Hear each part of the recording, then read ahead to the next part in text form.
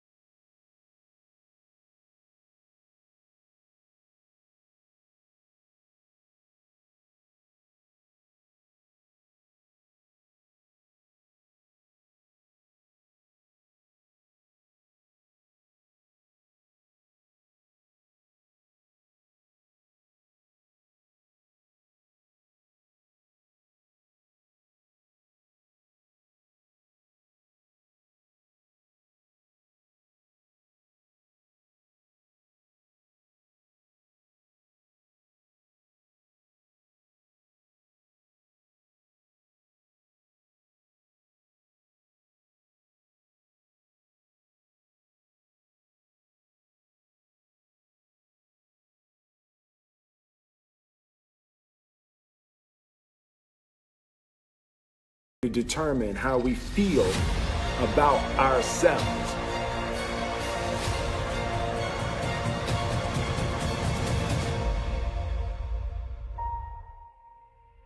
It don't matter whose fault it is that something is broken if it's your responsibility to fix it. For example, it's not somebody's fault if their father was an abusive alcoholic, but it's for damn sure their responsibility to figure out how they're going to deal with those traumas and try to make a life out of it.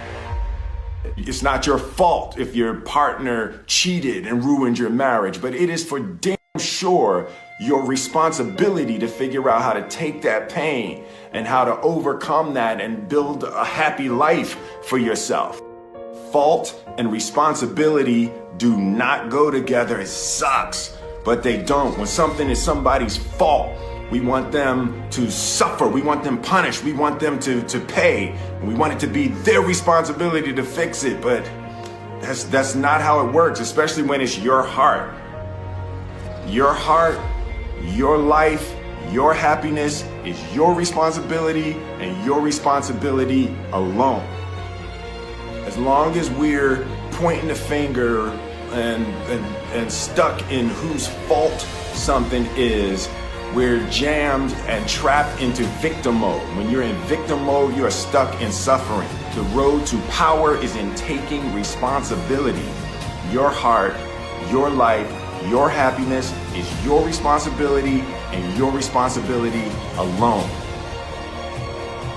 You can make a person smile, you can make a person feel good, you can make a person laugh, but whether or not a person is happy is deeply and totally and utterly out of your control. The prerequisite for spending time with any person is that they nourish and inspire you. They feed your flame. Look at your last 5 text messages. Are those people feeding your flames or dousing your fire? Put your phone down for just a second and look around. Look to the people around you. Are those people throwing logs on your fire or are they pissing on it?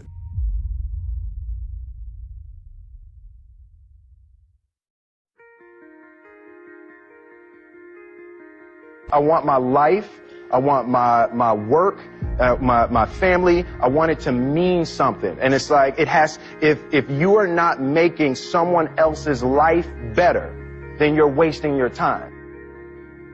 The separation of talent and skill is one of the greatest misunderstood concepts for people who are trying to excel, who have dreams that want to do things. Talent you have naturally. Skill is only developed by hours and hours and hours of beating on your craft. You don't try to build a wall. You don't set out to build a wall. You don't say, I'm going to build the biggest, baddest, greatest wall that's ever been built. You don't start there. You say, I'm going to lay this brick as perfectly as a brick can be laid. There will not be one brick on the face of the earth that's going to be laid better than this brick that I'm going to lay in this next 10 minutes.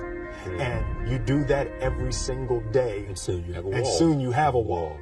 And I think psychologically, the advantage that gives me over a lot of people that I have been in competition with in different situations is it's difficult to take the first step when you look how big the task is.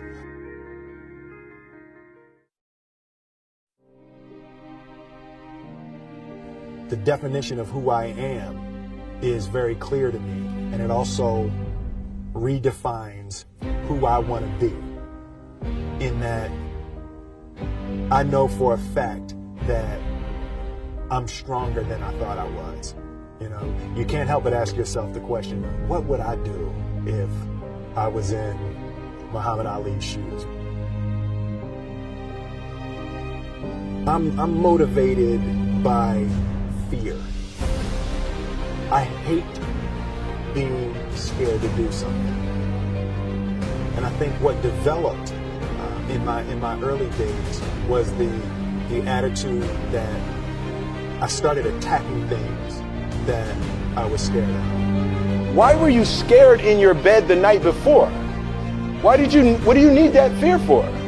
Just don't go. Why are you scared in your bed 16 hours before you jump? Why are you scared in the car? Why could you not enjoy breakfast? Fear of what? You're nowhere even near the airplane. Everything up to the stepping out, there's actually no reason to be scared. It only just ruins your day. You don't have to jump.